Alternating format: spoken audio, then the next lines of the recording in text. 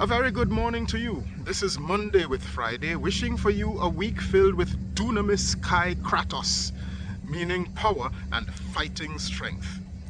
I had forgotten how much the nation of Greece has contributed to contemporary language, concepts, and life realities worldwide. Many words we use daily are Greek-based. Most English words with the prefix "eu", meaning good, is from a Greek root, including euphemism, a good expression for something worse, eulogy, a good logos or word of a deceased person, or even evangelical, a good angel or good news bearer or good news, where the Greek eu, upsilon, is rendered v in many cases in English. English words with the prefix dia or dia depend on Greek for their meaning, since it means through in Greek. So in the word dialogue, the suffix log, coming from the Greek word logos, meaning word, added to dia or dia, becomes literally through word, which is what dialogue is. Diagnosis is another such word, where gnosis, which means knowledge, added to dia or dia, becomes literally through knowledge, which is what you'd want your doctor to have of your complaint, or a professional to know of a problem. In fact, the words catharsis, hospital, and Hippocratic are all owed to Greece. The 3,500-year-old ruins of the Asclepion, which with strong columns, still stands majestically in Epidaurus, Greece, where a massive healing sanctuary once stood.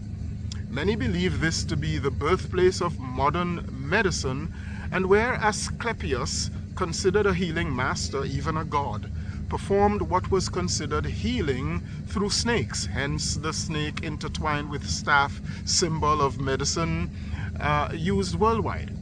It is notable that at the center of the healing complex was a huge restaurant.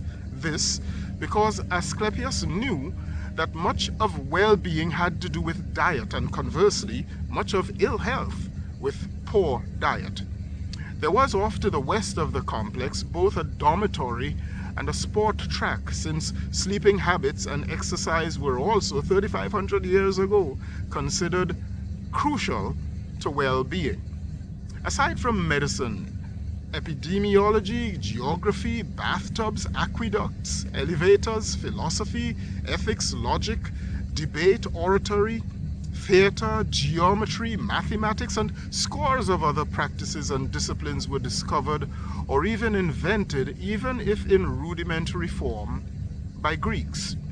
Aside from football and the javelin throw, much of organized sport, including the marathon, is owed to Greece.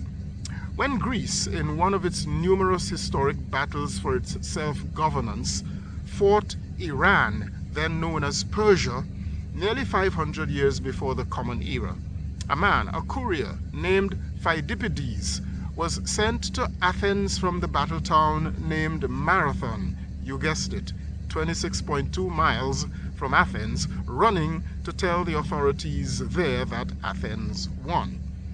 You probably know already that the town of Olympia is where the major games, now known as the Olympics, started. The Panathenaic Stadium still stands in Athens, built completely of marble.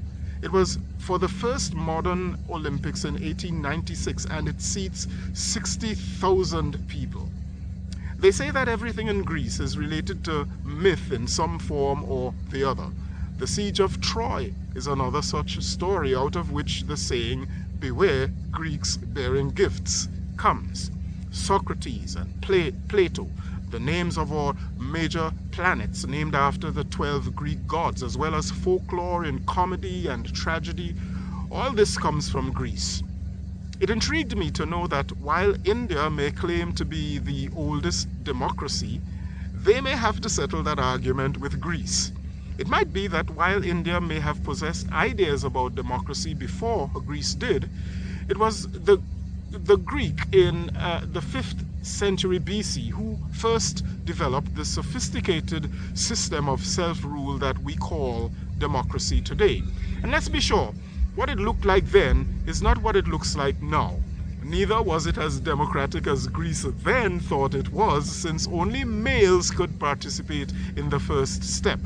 Simply put, after meeting certain basic criteria which every bona fide Greek male would reasonably meet, their names were placed in a bag, and those drawn out by lottery if you please, would serve as representatives of the people. This kept money, wealth, campaigning, and curry favor out of government. However, those chosen could not do as they liked. They were subjected to strict accountability, public scrutiny, and audits, and severe penalties awaited those who failed those tests. Then, any major decisions for the public were made not by those chosen few, but by the whole public in a majority vote undertaking. A tour guide lamented to me that he wished his own country could return to that form of democracy to relieve them of the corruption he sees there. I, as an American citizen of Caribbean origin and of African descent, remained silent while he complained about corruption. Do I need to say why? I am Michael Friday, and your week just got better. I'll see you again next week. Happy Monday, all the way to Friday.